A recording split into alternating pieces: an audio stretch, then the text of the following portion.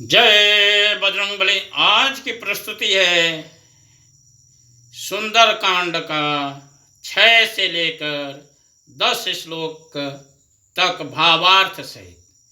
मैं अपने सारे मित्रों को राम राम करता हूँ।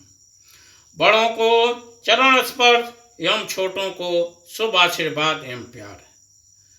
आप लोग इस वीडियो को कृपया लाइक और सब्सक्राइब करते हुए हमारा सदैव उत्साहवर्धन कीजिएगा। आते हैं आज के विषय पर। सुंदर कांड श्लोक 6 से लेकर 10 तक भावार्थ सहित।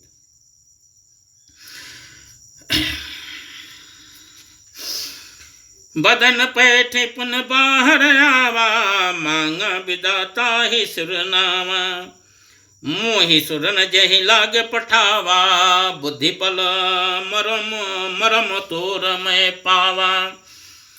और वे उसके मुख से घुसकर तुरंत फिर बाहर निकल आए और उसे सिर नवाकर विदा मांगने लगे।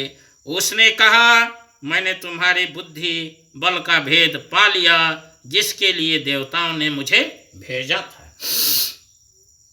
राम काज सब करहु तुम बल बुद्धि निधान, आशीष दे गए सो हरस चलाओ हनुमान। तुम श्री रामचंद्र जी का सब कार्य करोगे, क्योंकि तुम बल बुद्धि के भंडार हो। यह आशीर्वाद देकर वह चली गई। तब हनुमान जी हर्षित होकर चले। निश्चर एक सिंधु मह रही, करिमाया नभ के खग गहीं। जीव जंतु जे गगन उड़ाई, जल बिलो के तिनके परछाई। समुद्र में एक राक्षसी रहती थी। वह माया करके आकाश में उड़ते हुए पक्षियों को पकड़ लेती थी। आकाश में जो जीव जंतु उड़ा करते थे, वह जल में उनकी परछाई देखकर गहे छाह सक सोन जड़ाही, विद सदा गगन चर खाही। सोई छल हनुमान कह किन्ना, तासु कपट कप तुरत ही चिन्हा। उस परछाई को पकड़ लेती थी, जिससे वे उड़ नहीं सकते थे और जल में गिर पड़ते थे। इस प्रकार वो सदा आकाश में उड़ने वाले जीवों को खाया करती थी। उसने वही छल हनुमान जी से किया। हनुमान जी ने तुरंत ही उसका कपट पहचान लिया। ताहे मार मारुत सुत वीरा, बार दे पार गहूं मत धीरा। तहाँ जाए देखी बन शोभा, गुंजत पंचंत्रिक मधुलोभा। पवन पुत्र धीर बुद्धि वीर श्री हनुमान जी उसको मारकर समुद्र के पार गए। वहां जाकर उन्होंने वन की शोभा देखी। मधु पुष्प रस के लोभ से भंवरे गुंजार कर रहे थे। नाना तर फल फूल सुहाए, खग मृग वृंद देखी मन भाए। शैल विशाल देखिए गागे, तापर धाई चढ़ो भय त्यागे। अनेकों प्रकार के वृक्ष फल फूल से शोभित हैं। पक्षी और पशुओं के समूह को देखकर तो वे मन में बहुत ही प्रसन्न हुए। सामने एक विशाल पर्वत देखकर हनुमान जी भय त्याग कर उस पर दौड़कर जा चढ़े। ओमान कछ कप के अधिकारी, प्रभाव अधिकाई, प्रताप जो काल नहीं खाही। गिर पर चढ़े लंका ते देखी, कहीं न जाए अति दुर्ग विशेषी। शिव जी कहते हैं, हे उमा, इसमें वानर हनुमान की कुछ बड़ाई नहीं है। यह प्रभु का प्रताप है, जो काल को भी खा जाता है। पर्वत पर चढ़कर उन्होंने लंका देखी। बहुत ही बड़ा किला है, कुछ कहा नहीं जाता। अतो तंग जल निधि चौपासा, कनक कोट कर परम प्रकाशा। यह वह अत्यंत ऊंचा है, उसके चारों ओर समुद्र है, सोने के परकोटे, चार दीवारी का परम प्रकाश हो रहा है। कनक कोट विचित्र मन कृत, सुंदर यातना घन, चहु हटट हटट सो बटट बीती, चार परु पुर बहु विधि बन, गजवाज खच्चर निचकर पदचर, रथ बरुत नहीं को गने, बहु रूप निश्चर जूथ, यति बल से न वर्णत नहीं बने। विचित्र मणियों से जुड़ा हुआ सोने का परकोटा है, उसके अंदर बहुत से सुंदर सुंदर घर हैं, चौराहे, बाजार, सुंदर मार्ग और गलियां हैं। सुंदर नगर बहुत प्रकार से सजा हुआ है, हाथी, घोड़े, खच्चरों के समूह तथा पैदल और रथों के समूहों को कौन गिन सकता है। अनेक रूपों के राक्षसों के दल हैं, उनकी अत्यंत बलवती सेना वर्णन करते नहीं बनते। बन बाग उपमन बाटिका, सरकूप बापहि सोहै, नर नाग सुर गंधर्व कन्या, रूप मुनि मन मोहै, कहु माल देह विशाल, शैल समान ति बल गर्जहि, नाना खार नहीं भय भी रही, बहु विधि के कन तरजहि। वन बाग, उपवन, बगीचे, फुलवाड़ी, तालाब, कुएं और बावलियां सुशोभित हैं। मनुष्य, नाग, देवताओं और गंधर्वों को की कन्याएं अपने सौंदर्य से मुनियों के भी मनों को मोहे लेती हैं। कहीं पर्वत के समान विशाल शरीर वाले बड़े ही बलवान मल पहलवान गरज रहे हैं। वे अनेकों अखाड़ों में बहुत प्रकार से भिड़ते और एक दूसरे को ललकारते हैं। कर जतन भट कोटिन विकट, तन नगर चहु दिस रक्षहि, कहु महिष मानुष धेनु, खर यज खलन साचर भक्षहि। यही लागी तुलसीदास इनकी कथा कुछ कहीं कहीं, रघुवीर सर तीरथ सर नहीं, त्यागी गति पही सही।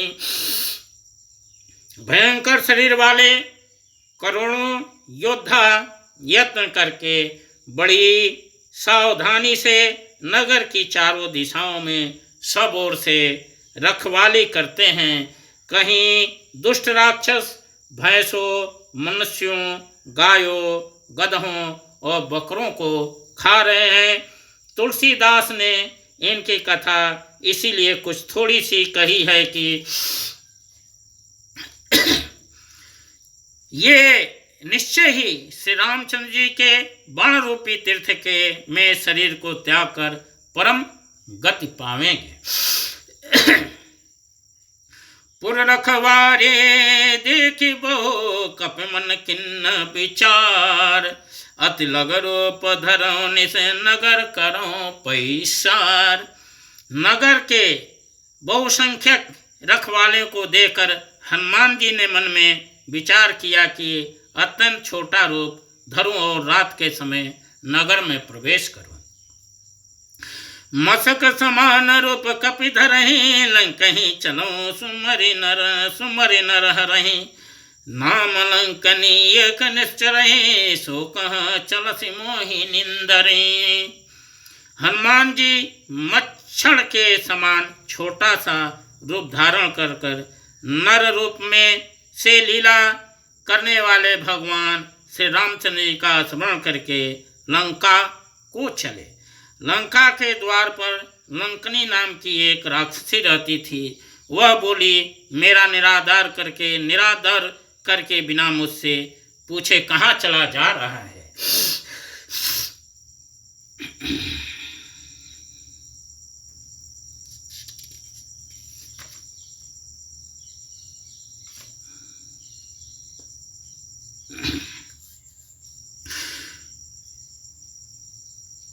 जाने नहीं मरम सठ मोरा, मोर हार जहाँ लगे चोरा। मुट्ठी का एक महाकपि हनी, रुधिर बमत धरनी धन मनी। हे मूर्ख, तूने मेरा भेद नहीं जाना। जहाँ तक जितने चोर हैं वह सब मेरे आहार हैं। महाकपि हनुमान जी ने उसे एक गुस्सा मारा, जिससे वह खून की उल्टी करते हुए पृथ्वी पर लुढ़क पड़ी। पुन समारे उठ सोलंका, जोरे पान कर विनय सशंका।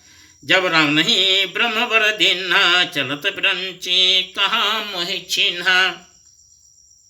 वह लंकनी फिर अपने को संभाल कर उठी और डर के मारे हाथ जोड़कर विनती करने लगी। वह बोली, रावण को जब ब्रह्मा जी ने वर दिया था, तब चलते समय उन्होंने मुझे राक्षसों के विनाश की यह पहचान बताई थी कि विकल हो सीते कप के मारे, तब जान सो निस्सर संघारे। तात मोरे अति पुण्य बहुता, देखो नैन राम कर दूता। जब तू बंदर के मारने से व्याकुल हो जाए, तब राक्षसों का संहार हुआ जान लेना। हे तात, मेरे बड़े पुण्य हैं जो मैं श्री रामचंद्र जी के दूत आपको नेत्रों से देख पाई। तात स्वर्ग अपवर्ग सुख, तरह तुलाए अंग। तुलन ताहि सकल मिली, जो सुख लो सतसंग। हे तात, स्वर्ग और मोक्ष के सब सुखों को तराजू के एक पलड़े पर रखा जाए तो भी वे सब मिलकर दूसरे पलड़े पर रखे हुए उस सुख के बराबर नहीं हो सकते, जो लौ क्षण मात्र के सत्संग से होता है।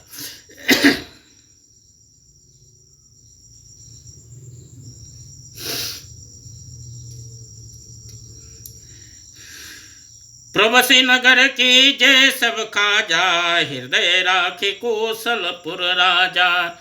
गरल सुधारिप करही मिताई, गोपद सिंध नल सितलाई। अयोध्यापुरी के राजा श्री रघुनाथ जी को हृदय में रखे हुए नगर में प्रवेश करके सब काम कीजिए, उसके लिए विष अमृत हो जाता है। शत्रु मित्रता करने लगते हैं, समुद्र गाय के खुर के बराबर हो जाता है, अग्नि में शीतलता आ जाती है।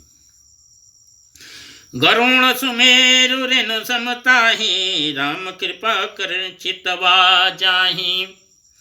अति लग रूप धरहु हनुमाना, बैठा नगर सुमिर भगवाना। और हे गरुण जी, सुमेरी पर्वत उसके लंबे रण समान हो जाता है, जिसे श्री रामचंद्र जी ने एक बार कृपा करके देख लिया। तो हनुमान जी ने बहुत ही छोटा रूप धारण किया और भगवान स्मरण करके नगर में प्रवेश किया। मंदिर मंदिर प्रतिकर सोधा, देखे जाता अगणित जोधा। गहु दशानन मंदिर माही, अति विचित्र कहीं जात सुनाही। उन्होंने एक एक प्रत्येक महल की खोज की, जहाँ तहाँ असंख्य योद्धा देखे। फिर वे रावण के महल में गए। वह अत्यंत विचित्र था, जिसका वर्णन नहीं हो सकता। शयन किए देखा कपिते ही, मंदिर मौन देख बदेही। भवन एक पुन दिख सुहावा, हरि मंदिर तह भिन्न बनावा। हनुमान जी उस रावण को शयन कर किए देखा, परंतु महल में जानकी जी नहीं दिखाई दी। फिर एक सुंदर महल दिखाई दिया, वहाँ उसमें भगवान एक अलग मंदिर बना हुआ था। रामायुध अंकित गृह शोभा, वर्ण जाए नौ तुलसी का वृंदतः, देखे हर्ष कपिराई। वह महल श्री राम जी के आयुध धनुष बाण के चिन्हों से अंकित था, उसकी शोभा वर्णन नहीं की जा सकती। वहाँ नवीन तुलसी के वृक्ष समूहों को देखकर कपिराज श्री हनुमान जी हर्षित हुए। जय बजरंग बली।